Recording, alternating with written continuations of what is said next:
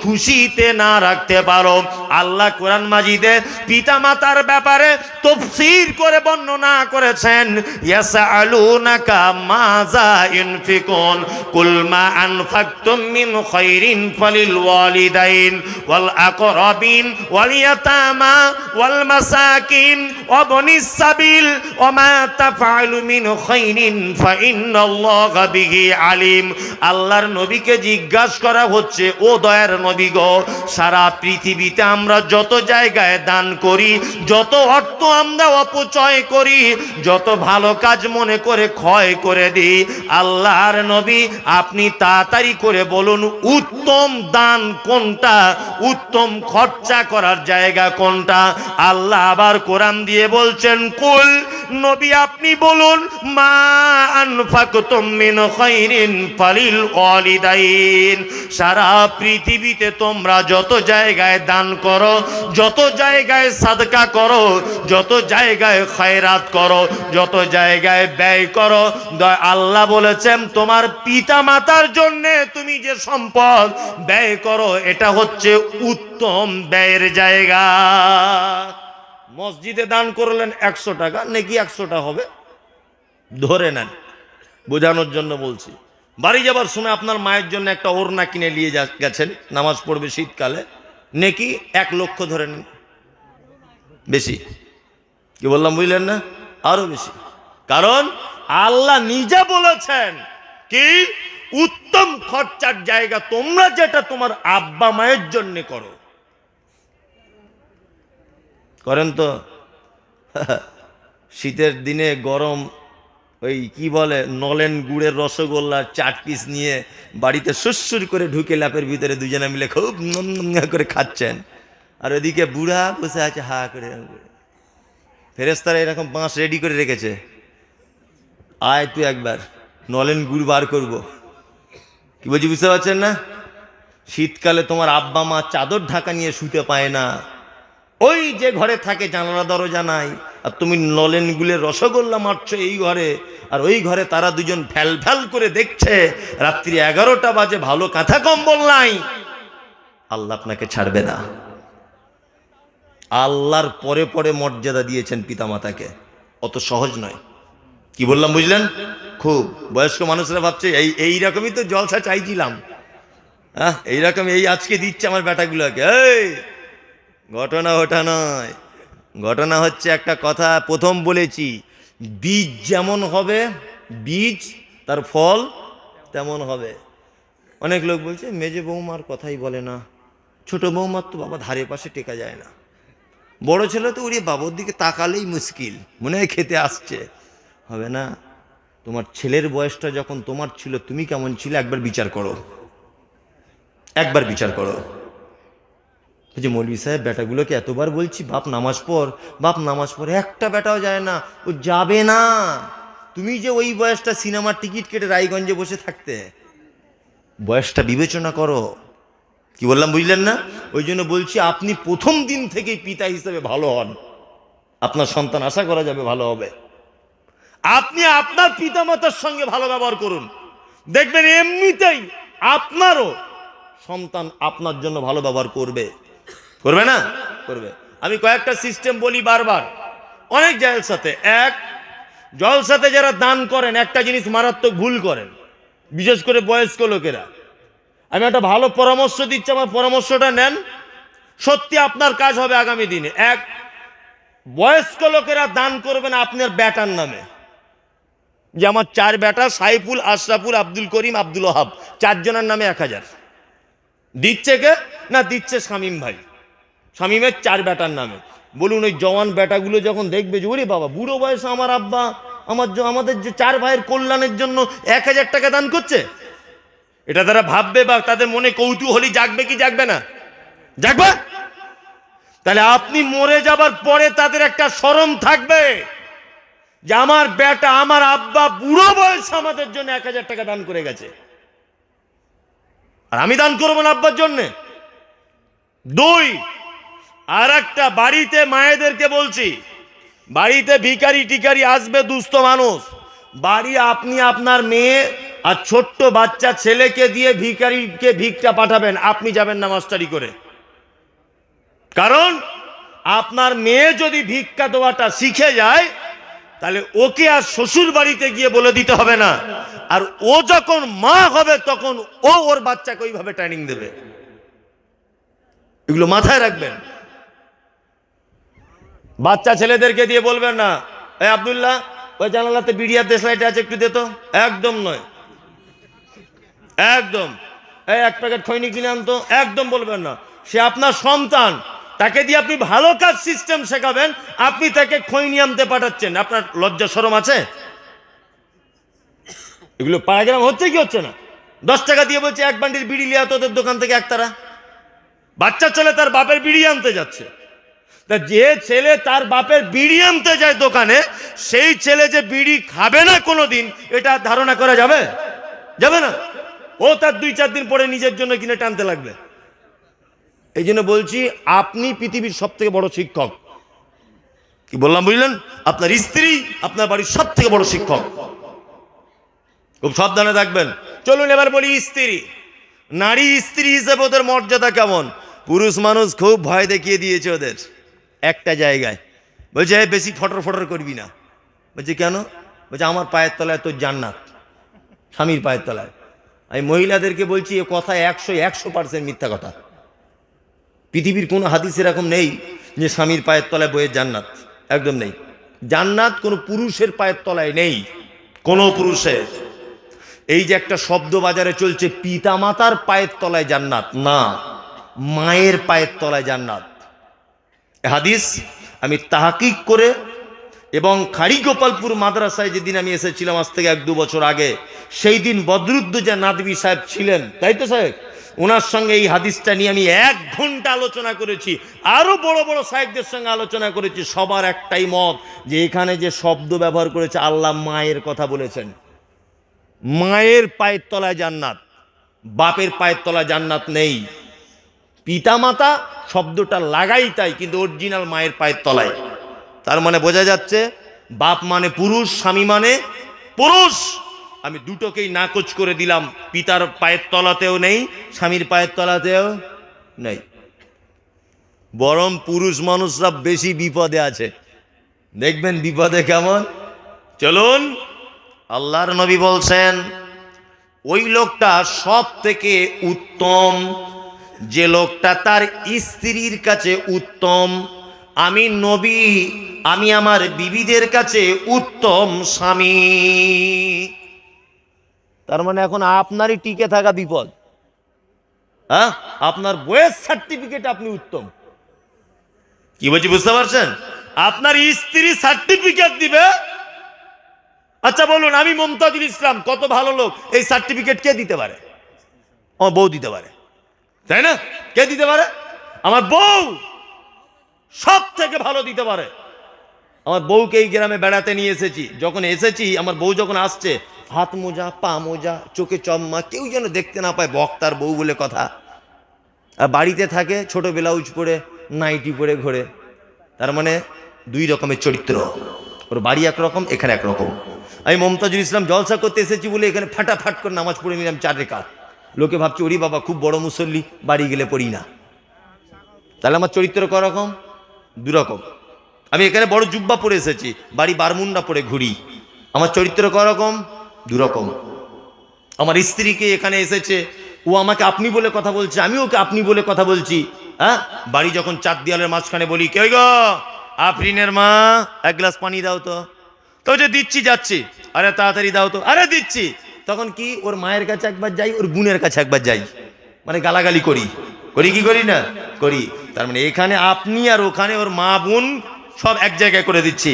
তার মানে আমি চোর, আমি কত নামাজি, আমি কত ভদ্র, আমি কত বড় ডাকাত, আমি কত বড় চিটিংবাজ, এই সার্টিফিকেট দিতে পারে কে? স্ত্রী। তা আপনি কত ভালো লোক, এই সার্টিফিকেট কে দেবে? আপনার স্ত্রী। মুহাম্মদ সাল্লাল্লাহু আলাইহি ওয়াসাল্লাম তিনি বলছেন আমি আমার স্ত্রীদের কাছে উত্তম স্বামী। এবারে মায়েদেরকে বলছি, এতক্ষণ তো আপনাদের মানে পক্ষে হয়ে কথা বললাম মা, এবার আপনাকে আর 2টা একটা কথা বলি। 1, আল্লাহ নবী সাল্লাল্লাহু আলাইহি ওয়াসাল্লাম বলেছেন, সারা পৃথিবীর নারী পুরুষ 4 জন নারীর জীবনী অবশ্যই জেনে নাও। কজন? 4 জন। 1 খাদিজা বিনতে খুয়াইলিদ, 1 আমার স্ত্রী, তার নাম খাদিজা, বাপের নাম খুয়াইলিদ। 2 ফাতেমা বিনতে মুহাম্মাদিন, আর আমার বেটি, তার নাম ফাতেমা। 3 ফেরাউনের স্ত্রী, তার নাম আসিয়া। 4 নম্বর হচ্ছে ইমরানের বেটি, নাম তার মারিয়াম। 4 জনের জীবনী জেনে নাও। চলুন মা, আপনি যদি জান্নাতে যেতে চান, প্রথমে আপনাকে বলবো আপনি খাদিজার মতো হন। আপনি খাদিজার মতো হন। খাদিজা কত সম্মানী জানেন? আল্লাহর নবীর বসে আছেন হীরা গুহাতে, জিবরিল আছেন আল্লাহর নবীর কাছে কোরআন নিয়ে এসেছেন। জিবরিল আমিন বলছেন, আল্লাহ রাসূল আপনি ওই দেখতে পাচ্ছেন? বলছে কি? বলছে খাদিজা আসছে, হাতে আছে তার খাবার আর পানির পাত্র। আল্লাহর নবী গো, খাদিজা এইখানে পৌঁছে গেলে আমার পক্ষ থেকে আর রবের পক্ষ থেকে খাদিজাকে সালাম বলে দিবেন। আল্লাহু আকবার! কত দামি নারী হলে আল্লাহ তাকে সালাম দেয়, ভাবতে পারছেন? কত দামি নারী হলে আল্লাহ তাকে সালাম দেয়। এই মুমতাজুল ইসলাম বলছি, হাজী সাহেবরা আছেন এখানে, যদি কেউ তাহলে বুঝতে পারবেন। আমার সঙ্গে আর একটা এখানে ছেলে আছে, কে? মঞ্জুর আছে? ও নাই এখানে, আমার সঙ্গে গিয়েছিল। আপনি খাদিজার কথাটা ভেবেছি, তার চোখ দিয়ে পানি চলে এসছে দাঁড়িয়ে। মক্কা অর্থাৎ আল্লাহ রসুলের যেটা বাড়ি, ভালো করে বুঝবেন, ওটা এখন লাইব্রেরি করে দিয়েছে। বাড়ি কিনা এখনো ঐতিহাসিক বিদগণ একটা দ্বন্দ্বের ভিতরে, যে এটা বাড়ি ছিল না, পাশে ছিল। যাই হোক, ওইটাই বাড়ি হিসাবে সবাই জানে। ওই বাড়ি থেকে গারে হীরা, জাবালে নূর যে পাহাড়, ওই পাহাড়ের মানে হাজী সাহেব আছেন এখানে? আছেন। নিচে থেকে উপরে গুহাটা পর্যন্ত তাকালে মানুষগুলোকে দেখা যাচ্ছে 1 বিঘা করে। ঠিক বলছি কিনা হাজী সাহেব বলে বলুন? একদম 1 বিঘা বা এইটুকুটুকু দেখা যাচ্ছে যে একটা মানুষ। কি বললাম বুঝলেন? আল্লাহু আকবার। আম্মাজান খাদিজাতুল কুবরা রাদিয়াল্লাহু তাআলা আনহা বেঈমান মুশরিক সবার চোখ আড়াল করে দিয়ে, শুধু আমি ভাবতাম, আমি চেষ্টা করেছিলাম শেষ পর্যন্ত ওঠার, গাড়ে হীরাটা দেখব, আমি পারিনি। হেঁটে অভ্যাস নেই। আমার দলে 46 জন লোক ছিল, একজনও পারিনি। কিছু খুব তাকড়া জওয়ান তারা উঠছে, এমনি লোক কোনো চান্স নেই, কোনো চান্স নেই। শুধু ভেবেছি এটাই, যে আজ থেকে 1500 বছর আগে পাহাড়ের এইরকম ভালো রাস্তা ছিল না, এখন তো রাজা ভালো রাস্তা করে দিয়েছে, বাদশাহ। তাহলে আম্মাজান খাদিজাতুল কুবরা রাদিয়াল্লাহু তাআলা আনহা বেঈমান মুশরিকদের চোখ আড়াল করে দিয়ে এই 5-7 কিলোমিটার রাস্তা খাবার ওই গুহার ভিতরে পৌঁছে দিতেন। আল্লাহু আকবার! অবাক হয়ে যাবে। জিবরিল ডেকে আল্লাহ রসুলকে বলছেন, আল্লাহ রসুল ওই যে খাদিজা আসছে, হাতে পাত্র আছে, খাদ্য পানি আছে। খাদিজা এলে বলবেন আমার পক্ষ থেকে আর আমার আল্লাহর পক্ষ থেকে তাকে সালাম। কত আল্লাহওয়ালি নারী! আপনি আপনার ভাবতে পেরেছেন মা? ভাবুন, আপনি তাদের উত্তরসূরি একজন নারী, তাদের মতো একটু হন। এদিকে আপনাকে আর একটা কথা বলি, স্বামীর প্রতি কত যত্নশীল দেখুন। হঠাৎ করে হীরা গুহাতে জিবরিল আমিন এলেন, এসে বলছেন ইকরা, পড়ুন। বলছে আমি পড়তে জানি না। আবার বললেন পড়ুন, পড়তে জানি না। আবার বলছেন পড়ুন। চেপে ধরলেন সিনাতে। আল্লাহ রসুল পড়লেন ইকরা বিসমি রাব্বিকাল্লাযী খালাক। জীবনে এরকম মানুষ আল্লাহ রসুল জীবনে কখনো দেখেনি, এরকম ফেরেশতা। আল্লাহ রসুল কাঁপতে কাঁপতে থর করে কাঁপতে কাঁপতে চলে গেলেন খাদিজার বাড়িতে, গিয়ে বলছেন জাম্বিলুনি, খাদিজা আমাকে তাড়াতাড়ি করে একটা চাদর ঢেকে দাও। আম্মাজান খাদিজা বলছেন আমি আল্লাহ রসুলকে চাদর ঢেকে দিয়ে জড়িয়ে ধরলাম। কি হয়েছে আপনার বলুন? বলছে আমি মনে হয় ভয় পাচ্ছি, এত যে মারা যাব, এত বিভৎস মানুষ কখনো আমি দেখিনি। আমি নিজেকে খুব দুর্বল মনে করছি খাদিজা, আমি অসহায়। তুমি আমাকে চাদর দিয়ে তাড়াতাড়ি কম্বল দিয়ে জড়িয়ে দাও। আম্মাজান খাদিজা বলছেন কম্বল চাদর দিয়ে জড়িয়ে দেওয়া হলো। জড়িয়ে দেওয়ার পরে খাদিজা তখন বলছেন, আপনার কোনো ক্ষতি করতে কেউ পারবে না, আপনি অসহায় মানুষদের পাশে থাকেন, আপনি আত্মীয়তার সম্পর্ক অটুট রাখেন, আপনি দরিদ্র সীমার নিচে বসবাসকারী মানুষদের পাশে দাঁড়ান, অনাথ অসহায় মানুষদের সেবা যত্ন করেন, অসুস্থ রোগীর পাশে দাঁড়ান, কখনোই কোশ্চিনকালেও আপনাকে কোনো দুষ্কৃতি ক্ষতি করতে পারে না। বিস্তারিত বড় ঘটনা দেখুন, এর নাম স্ত্রী। এই হাদিস থেকে, এই ঘটনা থেকে শিক্ষা নেন। এক নম্বর হচ্ছে, স্বামী বিপদে পড়লে স্ত্রী এমন কথা যেন বলে সে যেন শান্তি পায় বা সে কষ্টটা যেন ভুলে যায়। আর আমাদের বউরা কি করছে, একটু কিছু হলেই দোয়া করছে, বলছে তোর হাতে এসে যদি বিষ খেতাম অনেক ভালো হতো, জানটা চলে গেল, আমার বাপের আর কি বলবো। বলছে কি বলছে না, বলছে রায়গঞ্জে কাজে কাজে রাজমিস্ত্রি ফোন করছে, বলছে ওই গো যেতে একটু দেরি হবে, বলছে আর আসতে হবে না, কালকে এসো। কি বললাম বুঝলেন না? এই তো আমাদের বিবিরা। আল্লাহু আকবার। আম্মাজান খাদিজাতুল কুবরা রাদিয়াল্লাহু তাআলা আনহা এত বুদ্ধিমতী আল্লাহ ওয়ালি নারী ছিলেন। চলুন, ফেরাউনের স্ত্রী নাম তার কি? আসিয়া। পৃথিবীর একজন মারাত্মক ইমানদারিনী নারী। ফেরাউনকে বলা হতো কি? লৌহ শলাকা ধারী। মানে তার কাজ ছিল যে তখনকার দিনের মানুষগুলোকে কাঠের উপরে শুইয়ে দিয়ে চার হাত পায়ে পেরেক মেরে দিতে এরকম করে। ফেরাউন যাকে, ওকে যে আল্লাহ বলে দাবি না করবে, আল্লাহ বলে যে স্বীকার না করবে, তার এই সাজা, কাঠের উপরে শুইয়ে হাতে পেরেক মেরে দেওয়া হবে। আল্লাহ ওয়ালি নারী, তারই ঘরে এসেছে, তার নাম আসিয়া।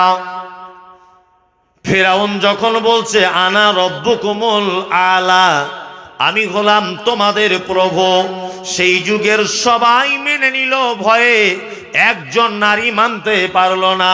নিজের স্ত্রী, নাম হলো তার আসিয়া, আসিয়াকে কাঠের উপরে শুইয়ে দেওয়া হলো, হাতে পায়ে পেরেক মেরে দেওয়া হলো, তাকে বুকের উপরে পাথর চাপিয়ে দেওয়া হলো। এক এক বর্ণনায় এক এক রকমের ঘটনা পাওয়া যায়। যখন হাতে পেরেক মারা হয়েছে, ফেরাউন বলছে ওরে আসিয়া তাড়াতাড়ি করে বল আমি আল্লাহ। আসিয়া বলছে না, বলতে পারবো না, আল্লাহ একজন, তিনি সপ্তম আকাশের উপরে থাকে। ফেরাউনের স্ত্রী এই সময়তে আল্লাহর কাছে দোয়া করেছিলেন, হাত পায়ে পেরেক মারা অবস্থায়। আল্লাহ সূরা তাহরিমের ভিতরে এই আয়াতটি তিনি একেবারেই তুলে ধরেছেন। কি বলছেন? ওয়াজারাবাল্লাহু মাসালাল লিল্লাযিনা আমানু ইমরাআতা ফিরাউন। আল্লাহ বলেন সারা পৃথিবীর নারীরা শুনে রেখে দাও, তোমাদের সামনে একজন নারীর দৃষ্টান্ত আমি আল্লাহ পেশ করছি। নারীটা হলো ফেরাউনের স্ত্রী। ফেরাউনের স্ত্রী যে কাঠের উপরে শুইয়ে আযাব ভোগ করছে আর বলছে রব্বি বিলি ইনদাকা বাইতাল ফিল জান্নাত। আল্লাহ গো, পৃথিবীর এই রাজপ্রাসাদ ফেরাউনের চাই না, সোনা গয়না চাই না, টাকা পয়সা চাই না। রব্বি বিলি ইনদাকা বাইতান ফিল জান্নাত। আল্লাহ গো, তুমি আমার জন্য জান্নাতের ভিতরে ছোট্ট একটা ঘর বানিয়ে দাও। ওয়ানাজ্জিনি মিন ফিরাউনা বিআমালিহি ওয়ানাজ্জিনি মিনাল কওমিজ জালিমিন। তিনটে দোয়া আসিয়া ওই অবস্থাতে করেছিল। এক, আল্লাহ গো, ফেরাউনের রাজপ্রাসাদ চাই না, তুমি শুধুমাত্র আমাকে জান্নাতের এক কোণাতে একটা জায়গা করে দাও। দ্বিতীয় দোয়া হলো এই, আল্লাহ তুমি ফেরাউনের কম থেকে আমাকে বাঁচাও। তৃতীয় দোয়া হলো এই, আল্লাহ ফেরাউনের এই কাজকর্ম থেকে তুমি আমাকে বাঁচাও। আল্লাহ তাআলা বলছেন সারা পৃথিবীতে যত নারী আসবে, সমস্ত নারীদের জন্য দৃষ্টান্ত, তার নাম হলো আসিয়া। আসিয়া হচ্ছে দৃষ্টান্ত। আল্লাহু আকবার। আসিয়া হলো দৃষ্টান্ত। এত কঠিন মুহূর্তেও আল্লাহর কাছ থেকে ঈমান চুল পরিমাণ সরিয়ে আনে নে। মায়েদেরকে বলবো, মা বোনেরা যারা আছেন আপনাদেরকে বলবো, দেখুন আপনার তো ঈমান আলহামদুলিল্লাহ আছে, এবার আপনি একটা কাজ করুন, অল্পতে সন্তুষ্ট হবেন, স্বামীর প্রতি সর্বক্ষেত্রে কৃতজ্ঞতা স্বীকার করবেন, তার প্রতি যত্নশীল হন, আপনি তাকে ভালোবাসুন, আপনি তাকে মোহাব্বত করুন, অন্তত পক্ষে আল্লাহর ব্যাপারে আপনার ঈমান মজবুত আছে, আপনি একজন মুসলিম ঘরের মেয়ে। এই ব্যাপারটা আমি বলতে চাইছি না, আপনাকেও বলছি। অনেক মা তাদের স্বামীরা একটু বদমায়েশ প্রকৃতির হয়, তাই না? নামাজ পড়ে না, ধর্মকর্ম করে না, ওই বিড়ি সিগারেট খায় না? আপনাকে বলছি মা, আপনি একটু ধৈর্যশীল হন, বিনিময় আপনি আল্লাহর কাছে আশা করবেন। কার কাছে? আল্লাহর কাছে আশা করবেন। সব প্রাইজ দুনিয়াতে চাইতে নেই, সব প্রাইজ দুনিয়াতে চাইলে আখিরাতে বিনিময় পাবেন না। আমি শায়েখ সাহেবকে 5,000 টাকা ধার দিয়েছি দুইবার, বোঝানোর জন্য বলছি, 5,000 দিয়েছি, দুইবার ধার দিয়েছি। আমার একদিন বিপদ হয়েছে, তা ওনাকে বলছে আপনি আমায় 2,000 টাকা দেন না? তা বলছে না না না, আমি ধারটার দেওয়া ছেড়ে দিয়েছি, আছে টাকা। বলছে ধারটার দেওয়া ছেড়ে দিয়েছি। তখন আমি বলছি যে আপনাকে যে আমি দুইবার 5,000 করে দিলাম, এই কথাটা বলেছি বলে দুইবার 5,000 করে দিয়ে আমার যে নেকিটা হয়েছিল, নেকিটা কেটে গেছে। কারণ হচ্ছে এই যে দুইবার আমি ওনাকে হেসান করেছি, আমি যদি ওনার কাছে মূল্য পাবার আশা করি, তাহলে আল্লাহর দরবারে মূল্য পাবো না। কি বললাম বুঝলেন? তাহলে ওনাকে যে আমি 20,000 টাকা ধার দিয়েছি, মূল্য কার কাছে আশা করব? আল্লাহর কাছে আশা করব। অনেক মানুষ কথায় কথায় বলে, তোকে অমুক উপকার করে রেখে দিয়েছিলাম রে আমি, আর তুই আজকে আমার বেলা এরকম করছিস। বলে কি বলে না? বলে, তোর এত উপকার করে রেখেছিলাম, তোর বেটির বিয়ের সময়তে ওই অমুক জায়গা তমুক জায়গা জমি কেনার সময় এটা ওটা করে না, তুই আমার এরকম ক্ষতি করলি। বলে কি বলে না? তুমি এই কথাটা বলেছো বলে তোমার ভালো কাজের নেকি বাতিল হয়ে গেছে। তুমি দুটো অপশন তোমার, এক নয় তুমি তার কাছে নাও, আর নয় তুমি আল্লাহর কাছে নাও।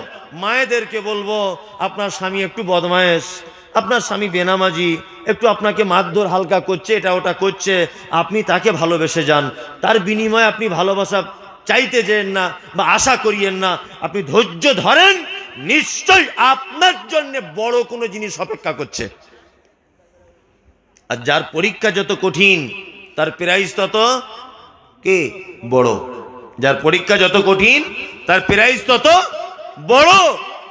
অপেক্ষা করুন। চলুন আর একটু এগিয়ে যাওয়া যাক। আমাদের নবী মুহাম্মদুর রাসূলুল্লাহ সাল্লাল্লাহু আলাইহি ওয়াসাল্লাম, মা আপনাদের ব্যাপারে যে কথা আল্লাহ রসুল বলেছেন, অবাক করা কথা, পুরুষের কোনো দিন তিনি বলেননি। এক, আল্লাহ নবী সাল্লাল্লাহু আলাইহি ওয়াসাল্লাম বলছেন, একজন নারী যদি 5 ওয়াক্তের সালাত সঠিকভাবে যদি আদায় করে নেয়, তাহলে ও জান্নাতের যে কোনো দরজা দিয়ে ঢুকে যাবে। 2, সিয়াম অর্থাৎ রোজা 1 মাস যদি কোনো মা যদি পালন করে, তাহলে কোথায় চলে যাবে? কোথায়? জান্নাত চলে যাবে। 4, ও আসানাত ফারজাহা, লজ্জাস্থানের হেফাজত করবে, বিনা হিসাবে জান্নাত চলে যাবে। পর্দার ব্যাপারে বলতে গিয়ে একটা কথা বলি, আমরা অনেক সময় ভুল করি, মারাত্মক। কোন কোন জায়গা আপনাকে ধরিয়ে দিই। রমজানের রোজা রাখার পরে সাওয়ালের রোজা রাখে হয়, নফল রোজা রাখে। দেখবেন এই সব রোজার ব্যাপারে কিন্তু মেয়েরা বেশি আগ্রহী, ঠিক বলছি না? ওরা দেখবেন সবে বরাতেরও চালিয়ে দেয় রোজা, দেয় না? দেয়। যখন করার টাইম নয় তখনও দেখছি করছে। ওই আমি এবারে যখন ওমরায় গেলাম, প্রায় 15-20 জন মতো মেয়ে গিয়েছিল আমাদের সাথে, সব দেখছি শুক্রবারে রোজা রেখেছে। আমি বলছি, খালা শুক্রবারে তো রোজা রাখা হাদিসে মানা আছে। তা বলছে, তুমি মৌলভী সাহেব না ঘোড়ার ডিম, তুমি কিছু বুঝো? আমাকে বলছে, ওরে খালা আমি বুঝি না, তুমি বুঝো।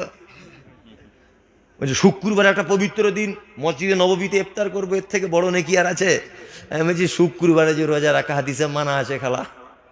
হ্যাঁ, আপনি 13, 14, 15 রোজা রাখেন, তার ভিতরে শুক্রবার পড়ে গেল, আলাদা বিষয়। ঠিক বলেন, মহরমের সিয়াম পালন করছেন, তার ভিতরে শুক্রবার পড়লো, ওটা আলাদা সাবজেক্ট।